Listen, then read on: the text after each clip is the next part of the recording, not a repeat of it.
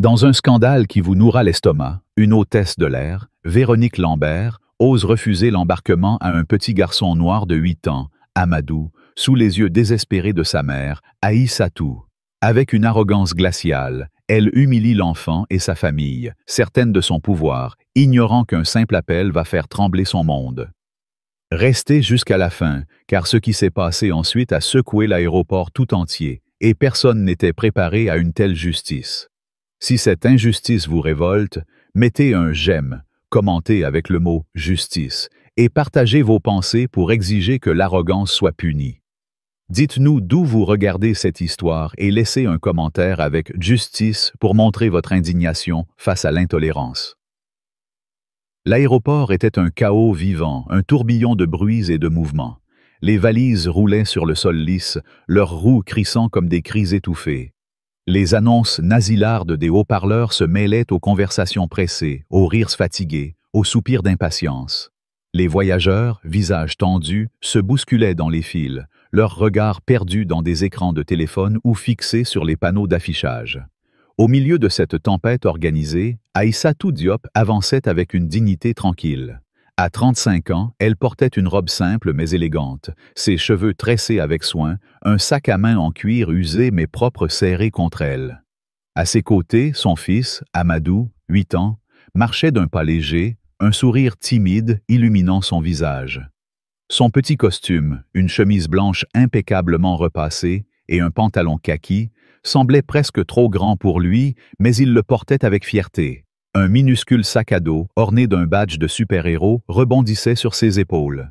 C'était leur premier voyage ensemble, un vol pour rendre visite à la grand-mère d'Amadou, et l'excitation pétillait dans ses yeux sombres. Aïssatou, elle, cachait une nervosité discrète. Ce voyage n'était pas seulement une escapade, c'était un cadeau, une surprise orchestrée par son mari, Moussa, dont elle était séparée, mais avec qui elle partageait encore un lien profond. Les billets en classe affaires, un luxe rare, étaient un geste pour rapprocher la famille. Elle serra la main d'Amadou, son ancre dans ce tumulte. La file pour l'embarquement en classe affaires était courte, un contraste apaisant avec le chaos du hall principal. Aïssatou tendit leurs billets à l'agent de contrôle, un jeune homme au sourire mécanique. Il scanna les documents, hocha la tête et murmura « Bon voyage, Madame Diop ». Aïssatou lui rendit un sourire reconnaissant, puis guida Amadou vers la passerelle. L'enfant, émerveillé, regardait autour de lui, ses yeux captant chaque détail. Les uniformes impeccables des hôtesses, les lumières tamisées de la cabine, l'odeur de cuir neuf. Mais alors qu'ils approchaient de la porte de l'avion, une silhouette se dressa devant eux. Véronique Lambert, hôtesse de l'air senior, se tenait droite, son uniforme bleu marine impeccable, son badge scintillant sous les néons. Ses lèvres pincées formaient une ligne dure, et ses yeux, froids comme l'acier, scrutaient Aïssatou et Amadou, avec une méfiance évidente. « Vos billets », lança-t-elle, sa voix tranchante comme une lame. Aïssatou, surprise par le ton, tendit les documents sans un mot. Véronique les saisit, ses ongles vernis de rouge glissant sur le papier. Elle examina les billets avec une lenteur exagérée, ses sourcils se fronçant. Puis, sans lever les yeux, elle demanda « Cet enfant voyage-t-il seul ?» Aïssatou cligna des yeux, déconcertée. « Non, je suis sa mère. Nous voyageons ensemble. » Véronique releva la tête, son regard glissant sur Aïssatou, puis sur Amadou, comme si elle évaluait leur légitimité à être là. « Où est son père ?» demanda-t-elle, son ton chargé d'une condescendance à peine voilée. Aïssatou sentit une chaleur monter dans sa poitrine, un mélange de confusion et d'indignation. « Son père n'est pas ici. Je suis sa tutrice légale. Voici nos billets. Tout est en règle. » Elle tendit à nouveau les documents, mais Véronique les repoussa d'un geste sec. « Les règles sont claires, » dit-elle, sa voix montant d'un cran. Un enfant mineur non accompagné doit avoir une autorisation parentale signée. Sans le père, je ne peux pas le laisser monter. Aïssatou sentit son souffle se couper. « Je suis sa mère, » répéta-t-elle, sa voix tremblante mais ferme. « J'ai tous les documents nécessaires, regardez mon passeport, la carte d'identité d'Amadou, tout est là. » Véronique croisa les bras, un sourire narquois étirant ses lèvres. « Avec tout le respect que je vous dois, madame, Je dois m'assurer que tout est en ordre. Ce garçon ne semble pas... » Elle s'arrêta, laissant le silence peser, mais ses yeux trahissaient son jugement. Amadou, sentant la tension, serra la main de sa mère plus fort, son sourire s'effaçant. « Maman, pourquoi elle dit ça ?» murmura-t-il, sa voix tremblante. Aïssatou se pencha, caressant doucement ses cheveux. « Tout va bien, mon cœur, reste près de moi. » Mais Véronique ne s'arrêta pas là. Elle fit un pas en avant, sa voix devenant plus aiguë, plus autoritaire. « Écoutez, madame, je ne sais pas comment vous avez obtenu ces billets, mais la classe affaires n'est pas un endroit pour n'importe qui. » Le mot « n'importe qui » claqua comme une gifle. Aïssatou sentit son sang bouillir. Autour d'eux, les autres passagers, qui jusque-là attendaient en silence, commencèrent à murmurer. Certains détournèrent les yeux, mal à l'aise, tandis que d'autres observaient, curieux. Un homme, M. Dubois, un homme d'affaires en costume coûteux, intervint avec un rictus moqueur. « Laissez tomber, madame l'hôtesse, ils ont dû se tromper de fil. Envoyez-les en classe éco, qu'on en finisse. » Quelques rires nerveux éclatèrent, mais ils étaient teintés de malaise. Aïssatou redressa les épaules, son regard défiant Véronique. « Mes billets sont pour la classe affaires, » dit-elle, sa voix claire, malgré la colère qui montait. « Vous n'avez aucun droit de nous traiter ainsi. » Véronique plissa les yeux, son sourire devenant plus venimeux.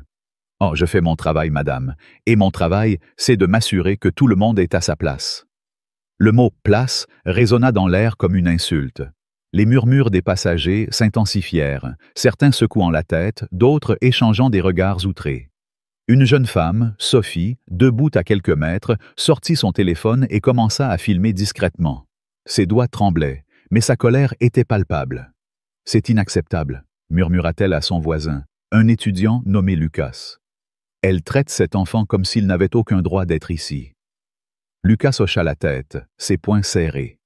« C'est du racisme pur et simple », chuchota-t-il. À quelques pas, une autre employée de l'aéroport, Clara, une jeune femme aux cheveux bouclés et au regard inquiet, observait la scène depuis le comptoir d'à côté. Elle voulait intervenir, dire quelque chose, mais Véronique, sa supérieure, l'intimidait. « Clara !» aboya soudain Véronique, remarquant son hésitation. « Occupe-toi de tes affaires et reste à ton poste. » Clara baissa les yeux, son cœur battant, mais son malaise grandissait. Elle savait que ce qui se passait était profondément injuste. Aïssatou, elle, refusait de céder. Elle sortit son téléphone, montra les billets électroniques, les passeports, même une copie du livret de famille. « Tout est là », insista-t-elle, sa voix tremblante d'émotion. « Vous n'avez aucune raison de nous bloquer. » Mais Véronique, imperturbable, croisa les bras, son regard glissant sur Amadou avec un mépris évident. « Ce garçon n'a pas l'air d'appartenir à la classe affaires, » lâcha-t-elle, ses mots comme un poison. « Et vous non plus, d'ailleurs. » Un hoquet collectif parcourut la file. Sophie, toujours en train de filmer, murmura. « Elle vient vraiment de dire ça ?» Les passagers, jusque-là hésitants, commencèrent à réagir. Une femme âgée, Madame Lefebvre, s'avança, sa canne claquant sur le sol. « Comment osez-vous parler ainsi à une mère et son enfant ?» lança-t-elle, sa voix tremblante de colère. Mais Véronique l'ignora, son attention fixée sur Aïssatou. « Si vous ne quittez pas cette file immédiatement, je fais venir la sécurité, » menaça-t-elle, son ton glacial. Amadou, les yeux brillants de larmes, serra la main de sa mère. « Maman, je veux pas causer de problème, » murmura-t-il, sa voix brisée. Ces mots transpercèrent Aïssatou comme un poignard.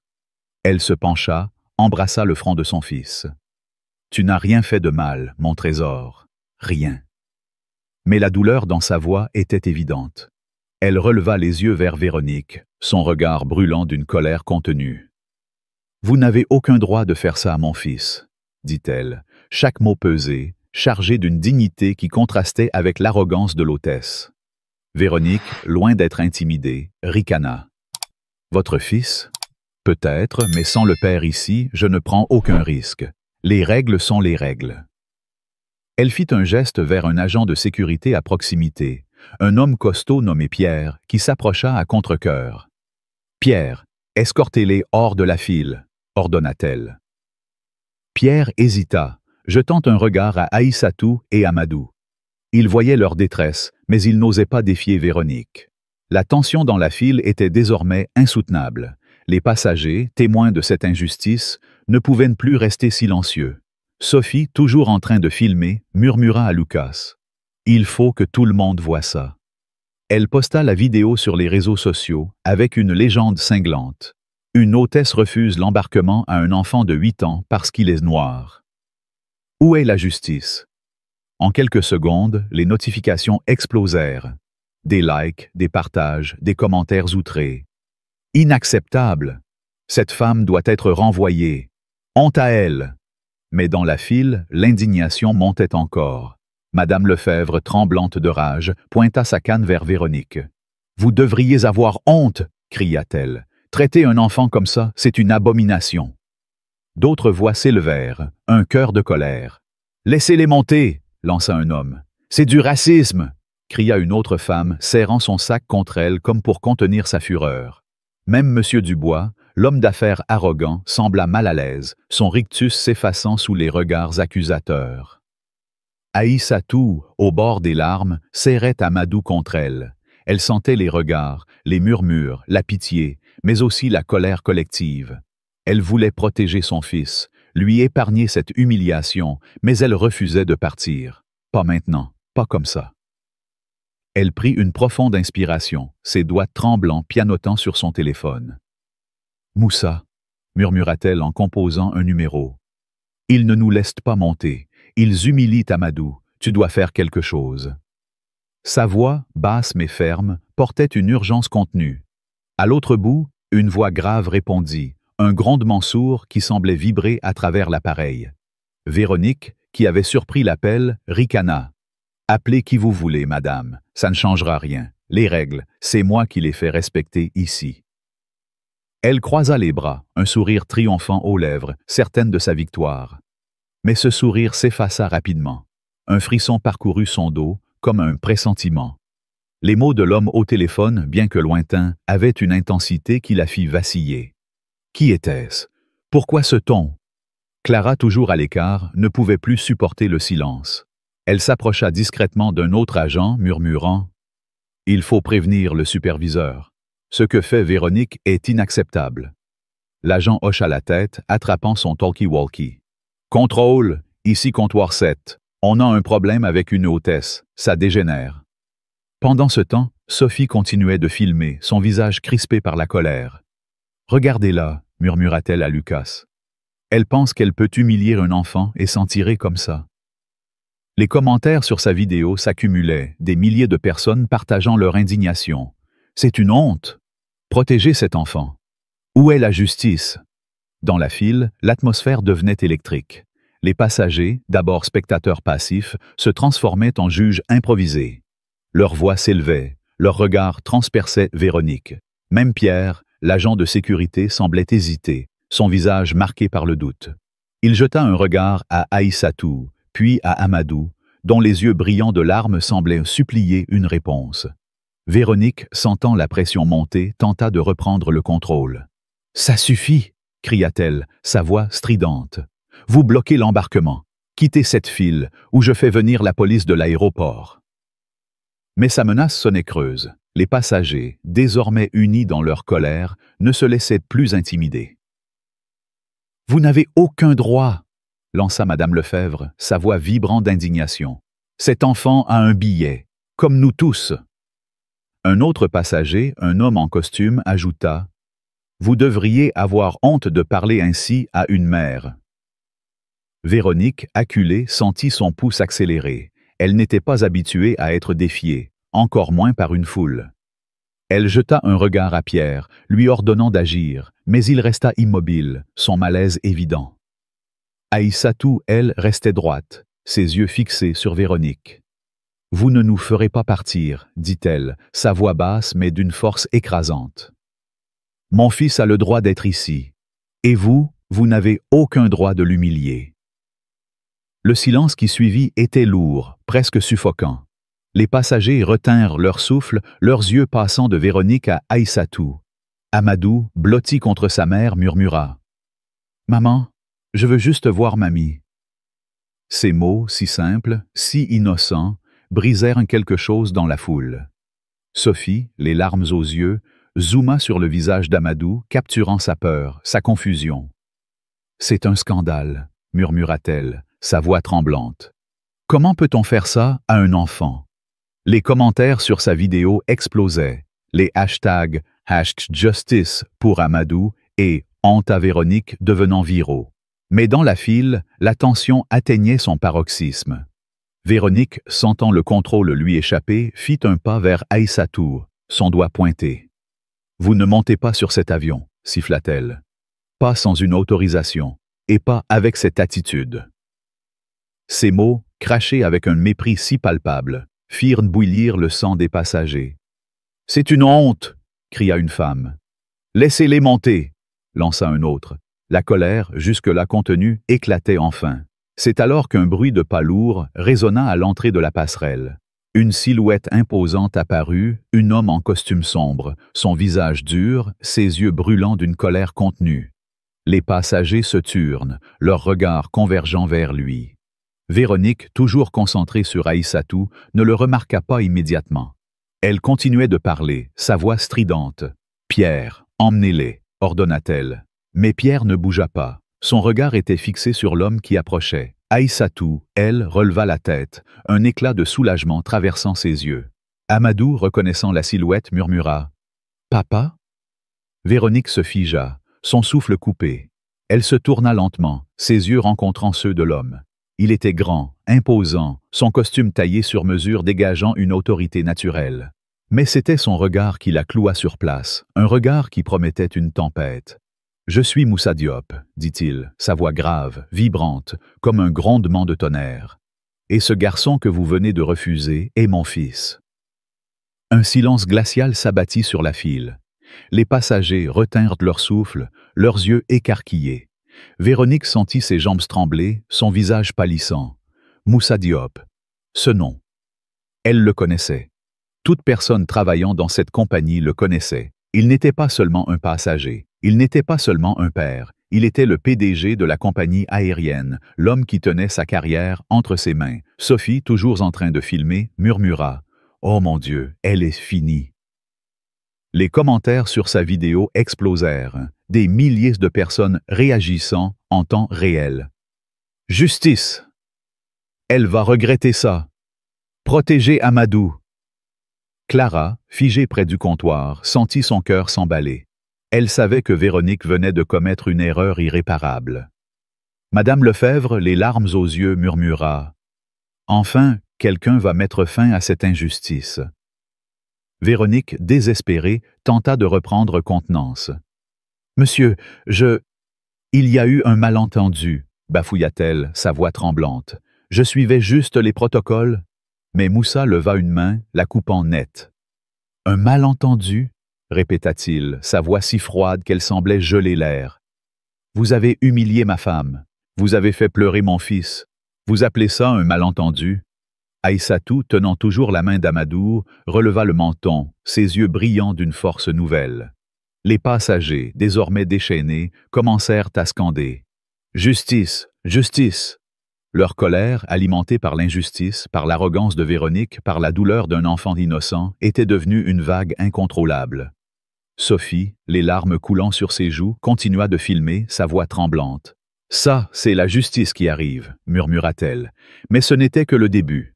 Véronique, acculée, ignorait encore l'ampleur du désastre qu'elle venait de déclencher. Et tandis que Moussa s'avançait, son regard fixé sur elle, une seule question flottait dans l'air. Que ferait-elle face à l'homme qui pouvait détruire tout ce qu'elle avait construit? L'aéroport vibrait d'une tension palpable, comme si l'air lui-même était chargé d'électricité. La file d'embarquement pour la classe affaires, autrefois un simple passage vers le luxe, était devenue un théâtre d'indignation. Les passagers, figés, regardaient Moussa Diop, le PDG de la compagnie aérienne, dont la présence imposante semblait aspirer tout l'oxygène de la scène. Ses yeux, sombres et brûlants, étaient rivés sur Véronique Lambert, l'hôtesse qui venait de refuser l'embarquement à son fils, Amadou, un garçon de 8 ans au sourire timide, désormais blotti contre sa mère, Aïssatou. Les mots de Moussa résonnaient encore, chaque syllabe comme un coup de marteau. « Vous avez humilié ma femme. Vous avez fait pleurer mon fils. Vous appelez ça un malentendu? Oui, était si. Véronique, le visage blême, vacillait sous le poids de ce regard. Sa gorge était sèche, ses mains tremblaient, mais elle s'accrochait à son arrogance comme à une bouée. Les passagers, eux, ne se contentaient plus de murmurer. Leur voix s'élevait, un cœur de colère qui grondait comme une tempête. Sophie, la jeune femme qui filmait la scène, continuait son live stream, son téléphone capturant chaque instant de ce drame. Les commentaires défilaient à une vitesse folle. « Justice pour Amadou. Cette hôtesse est une honte. Qu'elle soit virée. » La vidéo, déjà virale, enflammait les réseaux sociaux, transformant l'incident en un scandale mondial. Mais dans la file, la fureur était bien plus qu'un hashtag. C'était une révolte, une clameur pour la justice, une rage contre l'injustice infligée à un enfant innocent. Véronique, acculée, tenta de reprendre le contrôle. « Monsieur Diop, balbutia-t-elle, sa voix tremblante mais forcée à rester professionnelle. Je vous assure, c'était une erreur. Je suivais les protocoles. Sans une autorisation parentale, je ne pouvais pas laisser cet enfant monter. » Elle désigna Amadou d'un geste vague, comme s'il n'était qu'un problème administratif. Mais ce geste, cette nonchalance, attisa la colère des passagers. « Une erreur ?» cria Madame Lefebvre, la femme âgée à la canne, sa voix vibrant d'indignation. « Vous avez traité cet enfant comme s'il n'avait pas le droit d'être ici. » Les autres passagers hochèrent de la tête, leur regard transperçant Véronique. « C'est du racisme !» lança un homme, son ton chargé de mépris. « Vous l'avez jugé à cause de sa couleur de peau ?» Véronique tressaillit, ses joues s'enflammant. « Ce n'est pas vrai !» s'écria-t-elle, mais sa voix sonnait creuse, désespérée. Elle cherchait un allié, un regard compatissant, mais tout ce qu'elle voyait, c'était la colère. Même Pierre, l'agent de sécurité, restait immobile, ses bras croisés, son visage fermé. Il n'allait pas la défendre. Pas après ce qu'il avait vu. Aïssatou, tenant toujours la main d'Amadou, fixait Véronique avec une intensité qui aurait dû l'alerter. Ses yeux, brillants de larmes contenues, étaient un miroir de dignité et de douleur. Elle ne parlait pas encore, mais son silence était plus puissant que n'importe quel cri. Amadou, serré contre elle, murmura « Papa, pourquoi elle a dit que je peux pas monter ?» Ces mots, si simples, si innocents, déchirèrent le cœur des passagers. Sophie, les larmes coulant sur ses joues, zooma sur le visage d'Amadou, capturant sa confusion, sa peur. « C'est un scandale », murmura-t-elle à Lucas, son voisin. « Comment peut-on faire ça à un enfant ?» Les commentaires sur son live stream explosaient, des milliers de personnes réagissant en temps réel. « Protégez cet enfant. Cette hôtesse doit payer. Justice maintenant. » Les hashtags Hack Justice pour Amadou et Honte à Véronique dominaient les tendances mondiales, alimentant une fureur qui semblait prête à engloutir Véronique tout entière. Moussa, immobile, ne quittait pas Véronique des yeux. Sa présence imposante semblait remplir l'espace, écrasant l'arrogance de l'hôtesse. « Les protocoles ?» répéta-t-il, sa voix basse mais tranchante comme une lame. « Vous avez vu leurs billets, vous avez vu leur passeport, et pourtant vous avez choisi de les humilier. Pourquoi ?» Véronique ouvrit la bouche, mais aucun son n'en sortit. Elle cherchait une excuse, une justification, mais sous le regard de Moussa, ses mots s'effondraient. « Je devais m'assurer que tout était en ordre, » bafouilla-t-elle. « En ordre ?» rugit Moussa, sa voix faisant sursauter les passagers. « Vous avez regardé mon fils, ma femme, et vous avez décidé qu'ils n'avaient pas leur place ici. Vous avez décidé qu'un enfant de 8 ans était une menace pour vos règles. » Les passagers éclatèrent en cris d'approbation, leur voix comme un raz-de-marée. « Honte à vous !» cria une femme. « Laissez-les monter !» lança un autre. Sophie, toujours en train de filmer, murmura. « Elle ne s'en sortira pas. Pas cette fois. » Véronique, sentant la situation lui échapper, fit un pas en arrière, ses yeux balayant la foule. Elle cherchait un soutien, n'importe quoi pour se raccrocher. Elle se tourna vers Pierre, l'agent de sécurité, son ton devenant suppliant. « Pierre, expliquez-leur que je faisais mon travail. » Mais Pierre secoua la tête, son regard dur. « Vous êtes allé trop loin, Véronique, » murmura-t-il, si bas que seuls ceux à proximité l'entendirent. Cette trahison, même discrète, frappa Véronique comme une gifle. Elle se tourna vers Clara, la jeune employée du comptoir, espérant une alliée. Mais Clara, les joues rouges de colère, détourna les yeux. « Vous n'aviez pas à faire ça », murmura-t-elle, sa voix tremblante mais ferme. Véronique sentit son estomac se nouer. Elle était seule, encerclée par une foule en colère, par des regards accusateurs, par la vérité qu'elle refusait d'admettre. C'est alors que Clara, bravant sa peur, fit un pas en avant. « Monsieur Diop, dit-elle, sa voix hésitante mais claire, je dois dire quelque chose. Ce n'est pas la première fois que Véronique agit ainsi. » Un silence choqué s'abattit sur la file. Les passagers, suspendus à ces mots, retinrent tout leur souffle. Clara continua, ses mains tremblant, mais sa voix gagnant en force. Elle a déjà refusé des passagers pour des raisons absurdes. Elle juge les gens sur leur apparence, leur accent, leur couleur de peau. J'ai vu des plaintes, mais elle les faisait toujours disparaître. Les murmures des passagers devinrent un grondement. « C'est vrai !»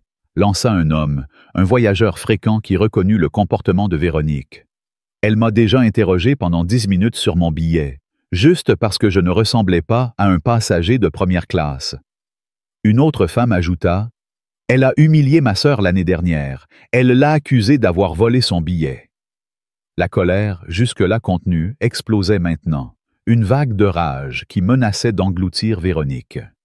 Sophie, toujours en direct, zooma sur le visage de Clara, capturant son courage. Les commentaires sur sa vidéo s'enflammaient. « Bravo, Clara! Dites la vérité! Justice pour tous ceux qu'elle a humiliés! » Véronique, paniquée, tenta de se défendre. « Ce sont des mensonges! » cria-t-elle, sa voix stridente. « Je fais mon travail, je protège cette compagnie. » Mais ces mots sonnaient faux, désespérés. Moussa, immobile, la fixait avec un calme terrifiant. « Vous protégez la compagnie ?» demanda-t-il, sa voix si basse qu'elle semblait vibrer dans l'air. « Vous pensez que humilier un enfant protège ma compagnie ?» Le mot « ma » résonna comme un coup de tonnerre. Véronique pâlit encore davantage, ses jambes tremblantes. Elle réalisa, trop tard, l'ampleur de son erreur. Elle n'avait pas seulement défié un père. Elle avait défié l'homme qui contrôlait chaque aspect de cette compagnie, l'homme qui pouvait faire disparaître sa carrière d'un simple mot. Les passagers, galvanisés par la présence de Moussa, ne se contenaient plus. « Justice !» cria Madame Lefebvre, sa canne frappant le sol comme un marteau. « Justice pour cet enfant !» D'autres voix se joignirent, un cœur implacable. « Honte à elle ! Qu'elle s'excuse ! Qu'elle soit virée !» Sophie, les larmes aux yeux, continua de filmer, sa voix tremblante mais déterminée. « Regardez ça !» murmura-t-elle à son audience en ligne. Cette femme a cru qu'elle pouvait humilier un enfant et s'en tirer. Mais la justice arrive. Les commentaires défilaient, des milliers de personnes partageant leur indignation. « C'est révoltant ! Protégez Amadou! Cette hôtesse doit payer !» Même M. Dubois, l'homme d'affaires qui avait ri plus tôt, semblait mal à l'aise, son regard fuyant les autres. Il murmura à son voisin. « Je ne pensais pas que ça irait si loin. » Mais personne ne l'écoutait. Sa complicité, même passive, le rendait coupable aux yeux de la foule. Aïssatou, toujours silencieuse, serrait Amadou contre elle. Elle ne parlait pas, mais ses yeux, fixés sur Véronique, étaient un feu ardent. Elle avait passé des années à protéger son fils, à lui apprendre à être fière, à ne jamais baisser la tête face à l'injustice. Et maintenant, elle voyait cette femme, cette hôtesse arrogante, s'effondrer sous le poids de sa propre cruauté. Amadou, les yeux brillants, murmura. « Papa va tout arranger, hein ?» Aïssatou hocha la tête, un sourire douloureux aux lèvres. « Oui, mon cœur, papa est là. » Moussa, entendant les mots de son fils, s'approcha, posant une main protectrice sur l'épaule d'Amadou. « Personne ne te fera plus jamais de mal, » dit-il, sa voix douce mais ferme, un serment gravé dans l'air. Les passagers, touchés par ce moment, sentirent leur colère se mêler d'admiration. Cette famille, malgré l'humiliation, restait unie, digne, inébranlable. Mais Véronique, désespérée, tenta une dernière manœuvre. Elle s'approcha de Moussa, ses mains jointes, sa voix prenant un ton suppliant. « Monsieur Diop, je vous en prie, » dit-elle, les larmes aux yeux. Mais ces mots sonnaient faux, calculés. « Je ne savais pas qui vous étiez, je suivais juste les règles. Je peux m'excuser, je peux parler à votre femme, à votre fils. Moussa l'interrompit, sa voix froide comme l'acier. Mes excuses n'effacent pas ce que vous avez fait, dit-il. Vous avez regardé mon fils et décidé qu'il n'avait pas sa place. Vous avez humilié ma femme devant tout le monde, et maintenant, vous pensez que des larmes vont tout arranger? Les passagers éclatèrent en cris d'approbation, leur voix comme un tribunal implacable. Elle ment, cria une femme. Elle n'est pas désolée, elle a peur. Sophie, toujours en train de filmer, murmura. Elle essaie de manipuler, mais ça ne marchera pas. C'est alors qu'un autre employé, Julien, un steward expérimenté, s'avança. Il avait travaillé avec Véronique pendant des années, supporté ses remarques cinglantes, ses abus de pouvoir. Monsieur Diop, dit-il, sa voix calme mais ferme. Clara a raison. Véronique a un historique. Elle a toujours ciblé certains passagers, ceux qu'elle jugeait différents. J'ai vu des plaintes, des rapports qu'elle faisait disparaître. Elle pensait être intouchable. Véronique se tourna vers lui, ses yeux lançant des éclairs. « Comment oses-tu » siffla-t-elle. « Tu n'as aucune preuve. » Mais Julien ne broncha pas. « Les preuves sont dans les archives, Véronique, et dans les témoignages de tous ceux que tu as humiliés. » Les passagers, choqués, éclatèrent en exclamations. « C'est vrai !» cria un homme. « J'ai vu ses méthodes. » Une autre femme ajouta. « Elle m'a fait attendre 1 heure pour vérifier mon billet, juste parce que je portais un foulard. » La colère, désormais incontrôlable, semblait prête à faire trembler les murs de l'aéroport. Sophie, toujours en direct, captura chaque mot, chaque regard. Les commentaires sur sa vidéo étaient une tempête. Détruisez sa carrière. Justice pour Amadou. Cette compagnie doit répondre. La vidéo, désormais vue par des millions de personnes, transformait l'incident en un cri mondial pour la justice. Mais dans la file, l'atmosphère était encore plus explosive. Les passagers, unis dans leur indignation, formaient un mur de colère. Madame Lefebvre, tremblante, pointa sa canne vers Véronique. « Vous avez brisé le cœur d'un enfant !» cria-t-elle. « Vous ne méritez pas de travailler ici !» D'autres voix se joignirent, un chœur de fureur. « Justice! Honte à elle! Qu'elle parte !» Même Pierre, l'agent de sécurité, semblait ébranlé. Il s'approcha de Véronique, murmurant « Vous devriez partir avant que ça empire !» Mais Véronique, obstinée, refusa de céder. « Je n'ai rien fait de mal !» cria-t-elle, sa voix brisée par la panique. « C'est eux qui causent des problèmes !» Ces mots, ces accusations contre une mère et son enfant furent de la goutte de trop. Les passagers explosèrent, leur voix comme un ouragan. « Vous osez accuser cet enfant ?» cria une femme, ses poings serrés. « Vous êtes une honte !» lança un autre. Sophie, les larmes coulant, continua de filmer, sa voix tremblante. « Regardez-la !» murmura-t-elle. Elle refuse d'admettre sa faute, même maintenant.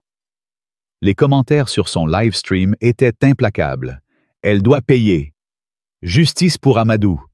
Cette compagnie doit agir. » Aïssatou, toujours silencieuse, serra Amadou plus fort, ses yeux brillants d'une colère contenue. Elle n'avait pas besoin de parler. Sa dignité, sa force, parlaient pour elle. Moussa, lui, ne quittait pas Véronique des yeux. « Vous avez fait un choix, dit-il, sa voix si basse qu'elle semblait vibrer dans l'âme de chacun. Et maintenant, vous allez en assumer les conséquences. » Véronique, sentant le sol se dérober sous elle, tenta une dernière défense. « Monsieur Diop, je vous en supplie, dit-elle, sa voix tremblante. Je ne savais pas que c'était votre fils. Je ferai tout ce que vous voulez. » Mais Moussa ne la laissa pas finir. « Ce n'est pas une question de savoir qui je suis, dit-il, chaque mot comme une sentence. C'est une question de ce que vous avez fait à un enfant, à ma femme, à tous ceux que vous avez jugés avant eux. » Il se tourna vers Pierre. « Appelez votre superviseur, maintenant. » Pierre hocha la tête, attrapant son talkie-walkie. « Contrôle, ici Pierre. Nous avons besoin du superviseur au comptoir 7, immédiatement. » Véronique sentit son cœur s'arrêter. Elle savait ce que cela signifiait. Elle savait que sa carrière, tout ce qu'elle avait construit, était sur le point de s'effondrer. Mais elle refusait encore d'admettre sa faute. Elle releva le menton, ses yeux lançant des éclairs. « Vous ne pouvez pas me faire ça, » siffla-t-elle. « J'ai des droits. » Mais ces mots furent noyés sous les cris des passagers. « Justice !» scandaient-ils, leur voix comme un tribunal implacable. Sophie, toujours en train de filmer, murmura. Elle est finie, complètement finie. Et les commentaires sur sa vidéo continuaient d'affluer, des millions de personnes partageant leur indignation. Qu'elle soit renvoyée. Protégez cette famille. Justice maintenant. Clara, désormais plus confiante, s'approcha de Moussa. « Monsieur Diop, je vais témoigner, dit-elle, sa voix tremblante mais déterminée. Tout ce qu'elle a fait, toutes les plaintes qu'elle a cachées, je dirai tout. » Moussa hocha la tête, un éclat de respect dans les yeux. « Merci, Clara, » dit-il simplement. Mais ce simple mot, cette reconnaissance, donna à Clara une force qu'elle n'avait jamais ressentie. Véronique, acculée, sentit la panique l'envahir. Elle se tourna vers Aïssatou, essayant une dernière fois de sauver la face. « Madame, je suis désolée, » dit-elle, sa voix faussement contrite. « Si j'ai mal compris, je m'excuse. Laissez-moi vérifier vos billets à nouveau. » Mais Aïssatou, pour la première fois, prit la parole, sa voix claire, tranchante, comme une lame. « Vous n'êtes pas désolé, » dit-elle. « Vous êtes effrayé, vous avez vu mon fils, et vous avez décidé qu'il n'avait pas sa place. Vous m'avez regardé, et vous avez décidé que je n'avais pas ma place. Et maintenant, vous pensez qu'une excuse va tout effacer? » Les passagers retinrent leur souffle, leurs yeux écarquillés. Ces mots, prononcés avec une telle dignité, une telle force, étaient un coup de grâce. Sophie, toujours en train de filmer, murmura. Elle a tout dit. Tout. Moussa, posant une main sur l'épaule d'Aïssatou, ajouta. Vous avez fait plus que refuser un embarquement. Vous avez brisé la confiance d'un enfant. Vous avez humilié une mère. Et vous avez défié les valeurs de cette compagnie. Il se tourna vers Pierre. Escortez-la au bureau du superviseur. Pierre hocha la tête, s'approchant de Véronique. Par ici, madame, dit-il, son ton ferme mais professionnel. Véronique recula, paniquée. Non, attendez, cria-t-elle, mais Pierre ne s'arrêta pas. Les passagers éclatèrent en cris de joie, leur voix comme une vague de justice. Justice, scandait-il. Justice pour Amadou. Sophie, les larmes coulant, continua de filmer, sa voix tremblante. C'est ce qu'elle mérite, murmura-t-elle. Les commentaires sur sa vidéo étaient un déluge. Enfin! Justice pour cette famille! Qu'elle ne travaille plus jamais. Véronique, escortée par Pierre, sentit ses jambes trembler. Chaque pas vers le bureau du superviseur était une marche vers l'abîme. Les regards des passagers, brûlants, accusateurs, la suivaient. Elle avait toujours été celle qui donnait les ordres, celle qui contrôlait, celle qui décidait. Mais maintenant, elle n'était rien. Rien qu'une ombre, une femme sur le point de perdre tout ce qu'elle avait construit. Aïssatou, tenant Amadou dans ses bras, murmura. « Tout va bien, mon cœur. Tu vas voir mamie. » Amadou, les yeux brillants, hocha la tête, un sourire timide revenant sur son visage. Moussa, les regardant, sentit une chaleur dans sa poitrine. Il savait que ce n'était pas fini. Pas encore. Véronique allait payer, et la justice, froide et implacable, allait s'abattre.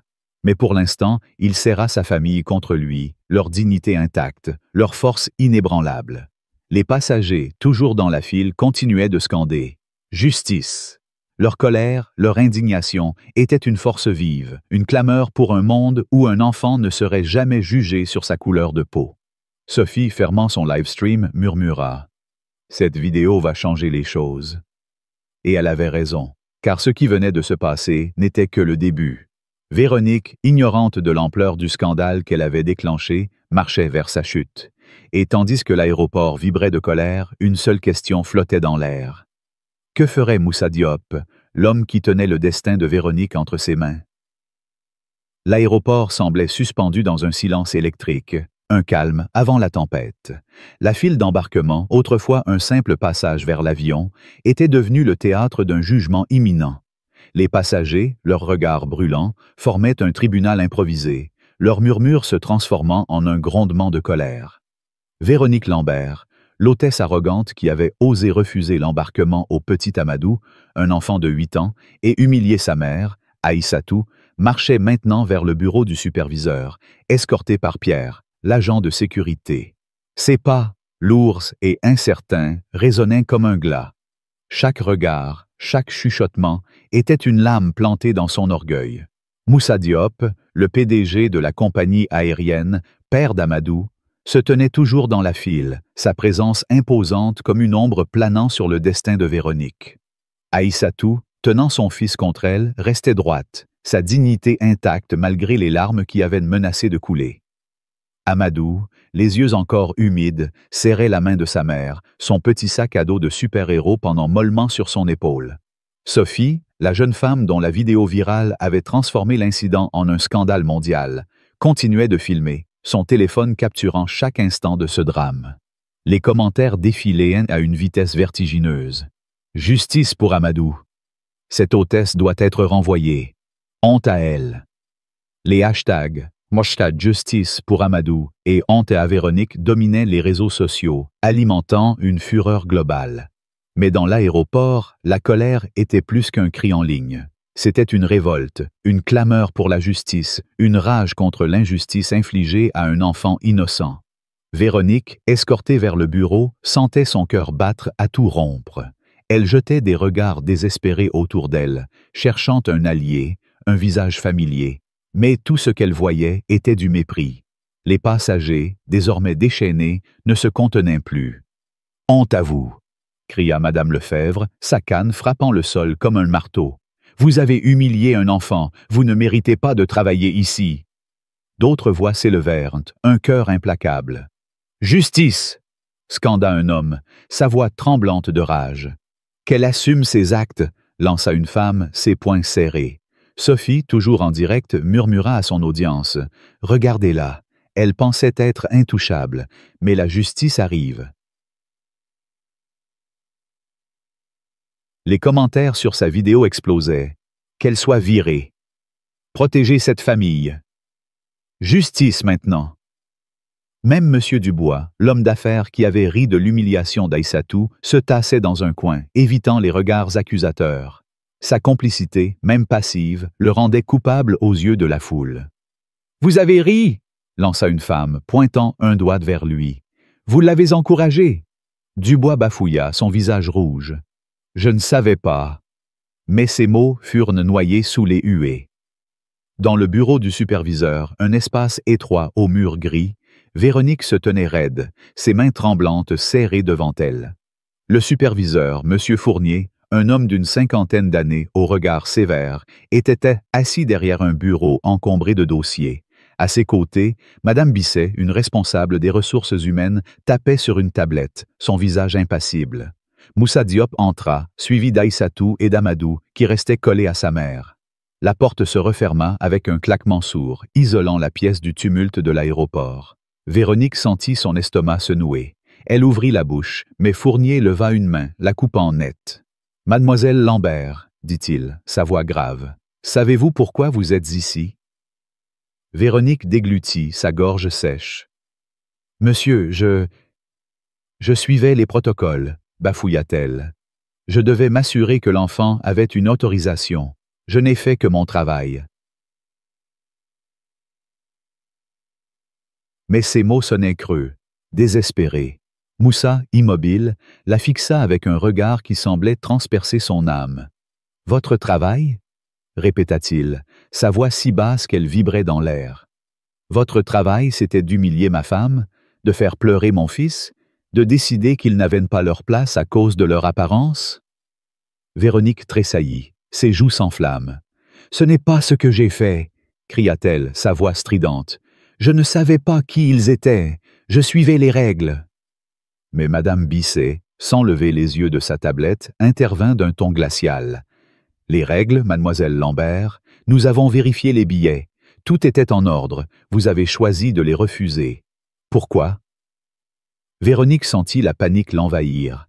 Elle cherchait une réponse, n'importe quoi pour se défendre, mais les mots lui manquaient. Fournier prit la parole, son ton dur comme l'acier. « Nous avons des témoignages, dit-il. Clara, votre collègue, a parlé de votre comportement passé. Julien, un steward, a confirmé. Et il y a une vidéo, vue par des millions de personnes, qui montre exactement ce que vous avez fait. »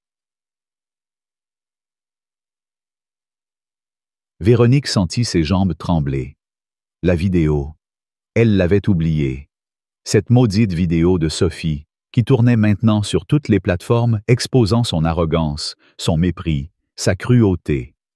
Dehors, dans la file d'embarquement, les passagers attendaient, leurs regards rivés sur la porte du bureau. Sophie, toujours en direct, murmurait à son audience. « Ils sont là-dedans, la justice est en marche. » Les commentaires défilaient, un déluge de colère. « Qu'elle soit renvoyée. Justice pour Amadou. Cette compagnie doit agir. » Madame Lefebvre, tremblante d'indignation, s'adressa à la foule. « Ce n'est pas seulement pour cet enfant, dit-elle, sa voix vibrant d'émotion. C'est pour tous ceux qu'elle a humiliés avant lui, pour tous ceux qui ont été jugés sur leur apparence, leur couleur, leur accent. Ça doit cesser. » Les passagers hochèrent la tête, leur voix s'élevant à nouveau. « Justice !» scandait-il, un cri qui semblait faire trembler les murs. Clara, restée près du comptoir, sentit une bouffée de courage. Elle attrapa son talkie-walkie, murmurant à un collègue. « Je vais témoigner. Tout ce que Véronique a fait, toutes les plaintes qu'elle a cachées, je dirai tout. » Son collègue hocha la tête, un éclat de respect dans les yeux. Dans le bureau, Moussa s'avança, sa voix calme mais d'une autorité écrasante. « Mademoiselle Lambert, dit-il, vous avez regardé mon fils et décidé qu'il n'avait pas sa place. Vous avez regardé ma femme et décidé qu'elle n'était pas digne. Vous avez abusé de votre pouvoir et vous l'avez fait sans remords. » Véronique ouvrit la bouche, mais Moussa continua, chaque mot comme un coup. « Vous pensez que c'est la première fois? Que personne n'a remarqué votre comportement? Vos collègues ont parlé, les passagers ont parlé, et le monde entier regarde maintenant. » Il désigna la tablette de Madame Bisset, où la vidéo de Sophie jouait en boucle, montrant Véronique refusant l'embarquement à Amadou, lançant des remarques cinglantes, son mépris palpable. Véronique sentit son sang se glacer. « Ce n'est pas juste, » murmura-t-elle, sa voix brisée. « Je faisais mon travail. » Mais Fournier l'interrompit, sa voix comme un marteau. « Votre travail » cria-t-il. « Votre travail, c'était de protéger les passagers, pas de les humilier. » Madame Bisset, toujours impassible, prit la parole. « Mademoiselle Lambert, à compter de cet instant, vous êtes licenciée pour faute grave. » Véronique sentit le sol se dérober sous elle. « Non, » murmura-t-elle, ses yeux s'emplissant de larmes. « Vous ne pouvez pas. » Mais Bisset continua, implacable. « Votre contrat est résilié. Une marque permanente sera ajoutée à votre dossier professionnel, vous interdisant de travailler dans cette industrie. De plus, vous êtes banni de nos vols en tant qu'employé ou passagère. » Véronique sentit son cœur s'arrêter. Une marque, un drapeau rouge qui la suivrait partout, dans chaque candidature, chaque compagnie. Elle était finie, complètement finie. « S'il vous plaît, » bafouilla-t-elle, sa voix tremblante, « donnez-moi une chance. » Mais Moussa, immobile, la fixa avec un regard glacial. « Une chance ?» demanda-t-il, un sourire amer aux lèvres. « Vous avez eu votre chance, le moment où vous avez regardé mon fils et décidé qu'il n'était pas digne. Vous avez fait un choix, mademoiselle Lambert, et maintenant, vous en payez le prix. » La porte du bureau s'ouvrit, et Pierre, accompagné d'un autre agent de sécurité, entra. « Par ici, mademoiselle, » dit-il, son ton ferme mais dénué de chaleur. Véronique, tremblante, tenta de protester. « Non, attendez !» cria-t-elle, mais les agents ne s'arrêtèrent pas. Ils la prirent doucement par les bras, l'escortant hors du bureau. Lorsqu'elle réapparut dans la file d'embarquement, les passagers éclatèrent en cris de joie. « Justice !» scandaient-ils, leur voix comme un tonnerre. Sophie, toujours en direct, captura chaque instant, murmurant « Elle l'a mérité ». Les commentaires sur sa vidéo étaient un déluge. « Enfin ! Justice pour Amadou. Qu'elle ne travaille plus jamais. » Madame Lefebvre, les larmes aux yeux, applaudit, sa canne levée comme un étendard. « C'est ce qu'elle mérite !» cria-t-elle. « Pour cet enfant, pour sa mère, pour nous tous !» Véronique, escortée à travers l'aéroport, sentait chaque pas comme une marche vers l'échafaud. Les regards des passagers, des employés, même des inconnus, la transperçaient. Elle avait toujours été celle qui donnait les ordres, celle qui imposait son autorité. Mais maintenant, elle n'était rien. Rien qu'une ombre, une femme brisée par sa propre arrogance. Elle passa devant Aïssatou et Amadou, toujours dans la file, prêts à embarquer. Amadou, serrant la main de sa mère, leva les yeux vers elle. « Maman, elle va plus nous faire mal, hein ?» murmura-t-il. Aïssatou, caressant ses cheveux, répondit doucement. « Non, mon cœur, plus jamais. » Moussa, à leur côté, posa une main protectrice sur l'épaule de son fils. « Tu vas voir mamie, » dit-il, un sourire chaleureux aux lèvres. « Et personne ne t'arrêtera. » Mais ce qui rendait la scène encore plus insupportable, c'était l'absence totale de remords de Véronique. Même maintenant, alors qu'elle était escortée hors de l'aéroport, elle relevait le menton, comme si elle pouvait encore sauver les apparences.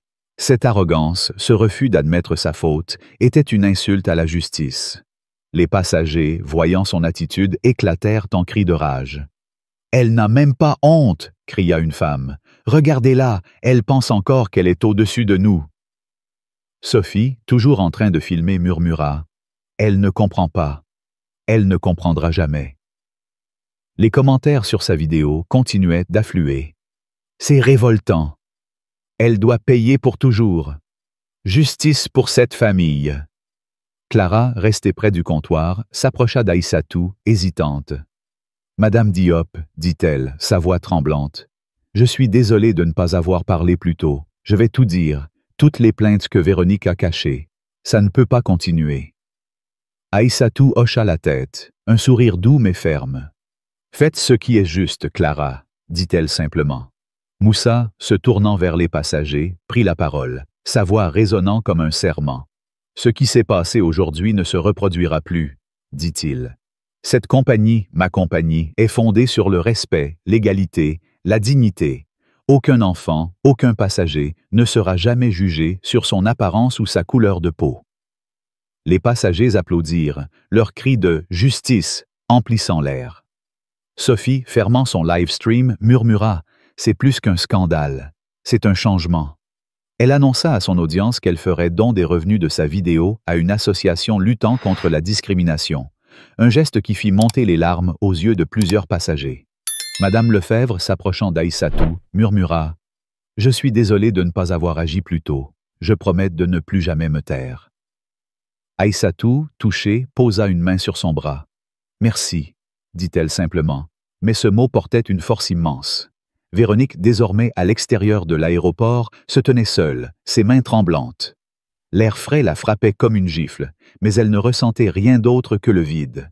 Son uniforme, son badge, tout ce qui définissait son identité lui avait été retiré dans le bureau.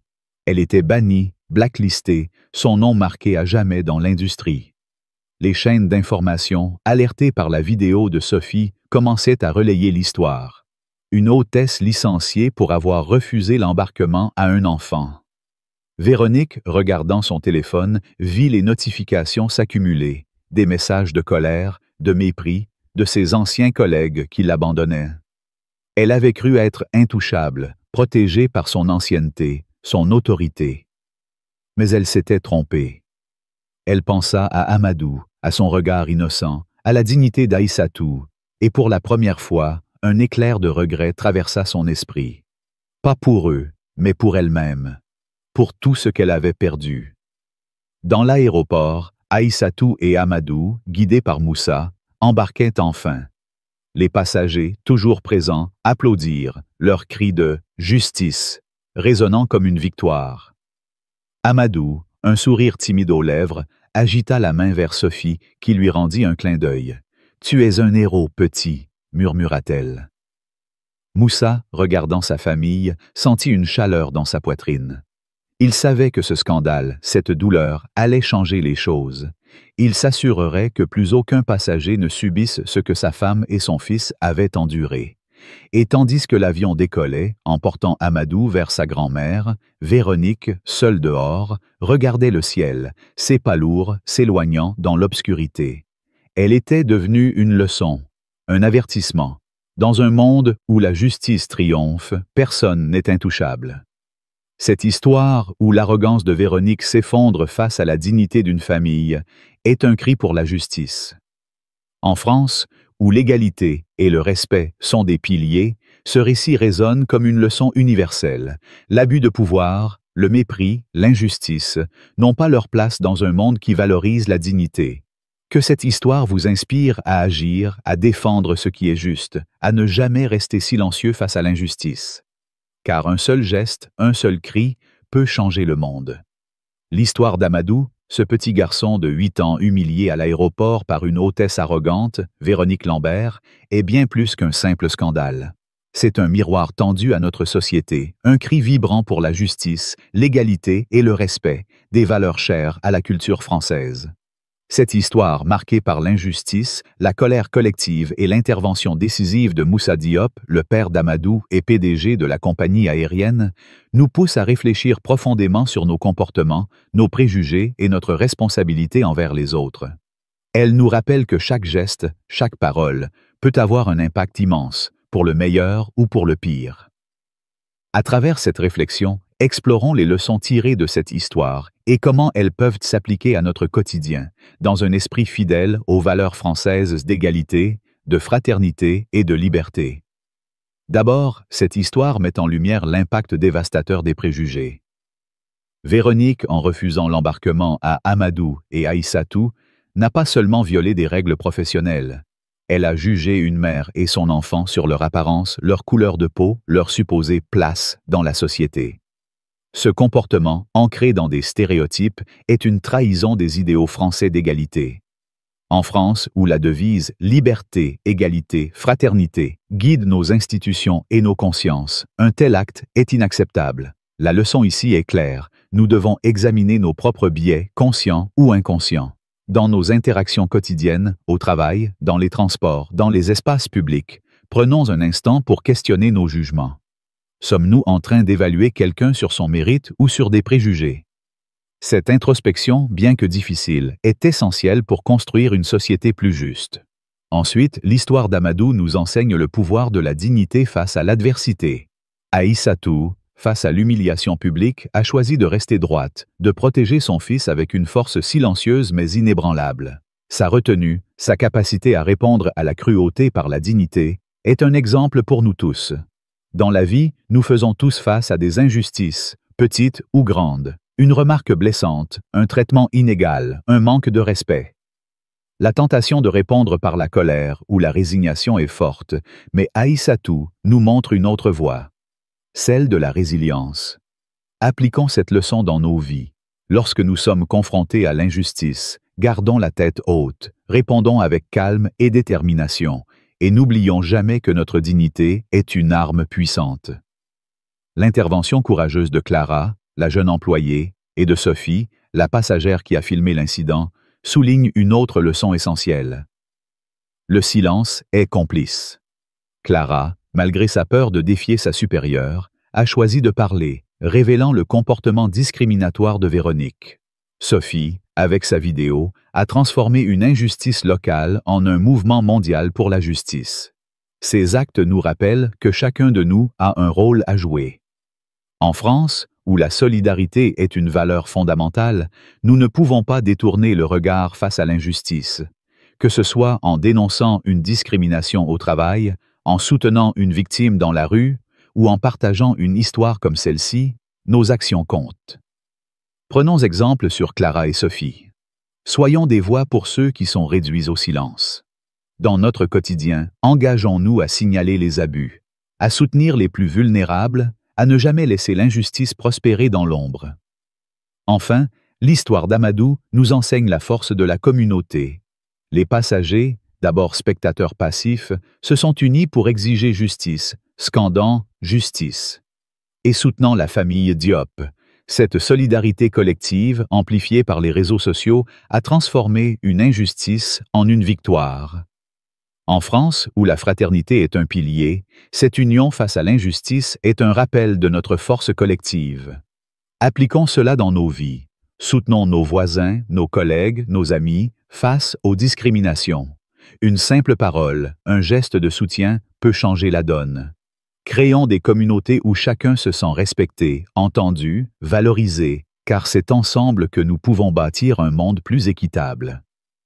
Ces leçons, combattre les préjugés, rester digne, refuser le silence et s'unir pour la justice, sont des guides pour notre quotidien.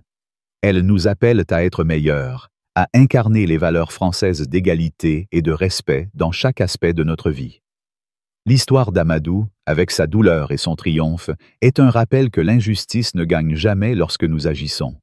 Comme Moussa l'a dit, aucun enfant, aucun individu ne devrait être jugé sur son apparence.